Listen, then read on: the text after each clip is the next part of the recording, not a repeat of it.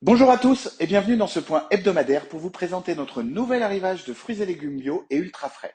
Je vous laisse découvrir en images notre petite sélection du jour et quelques conseils produits. Du potimarron d'Île-de-France, des marrons, des butternuts dorés d'Île-de-France, de la salade feuille de chêne rouge, des clémentines feuilles Déméter, des courges spaghetti, des poireaux, des pommes golden Déméter et françaises, des patates douces, des poires conférences Déméter et françaises, du chou vert kale, des kakis rouges Déméter, des champignons de Paris bruns, du chou-fleur, des navets violets, du fenouil, des carottes terre et des brocolis. Cette semaine, c'est notre super potimarron bio et local qui est à l'honneur. Notre brigade l'a déniché en Île-de-France, sur les plaines de Seine-et-Marne, dans les vergers de Cossigny exploités par monsieur Jacques Frings. En favorisant les circuits courts, Biochrono vous assure non seulement le soutien des producteurs de votre région, mais aussi des légumes fraîchement sortis de terre, pleins de goût et de nutriments. Comme le concombre ou la courgette, le potimarron fait partie de l'immense famille des curcubitacées. Bien qu'il soit aujourd'hui un légume récolté en saison froide, de septembre à novembre, il tire son origine des pays un peu plus tropicaux. Et vous pourrez le trouver jusqu'au mois de mars. Il aurait d'abord été introduit au Japon par des navigateurs portugais pour gagner l'Europe très tardivement à la fin des années 1950. C'est une variété rampante avec des tiges pouvant mesurer jusqu'à 3 mètres de long et des fruits au poids variant entre 1 et 4 kilos. Les nôtres font environ 2 kilos aujourd'hui.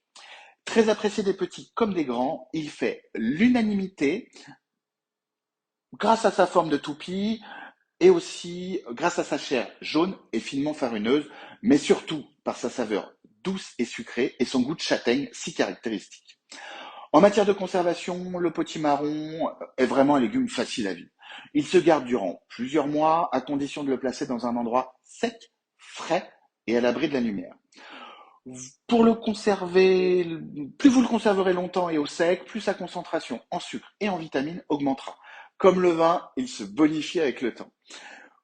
Vous pouvez aussi le congeler cuit, si vous le souhaitez. Côté nutrition, il a également beaucoup à offrir. Malgré sa saveur sucrée, c'est un légume relativement peu calorique. Environ 31 kilocalories et seulement 5 grammes de glucides, tout ça pour 100 grammes. De plus, ces fibres sont un véritable atout pour vos intestins. Il est 2 fois plus concentré que la carotte en bêta-carotène et en provitamine A. Un record. Ce n'est pas tout. Il est aussi source de beaucoup d'autres vitamines, minéraux et oligo-éléments, comme le magnésium et le potassium par exemple. Ça vous reste à rester en forme tout l'hiver.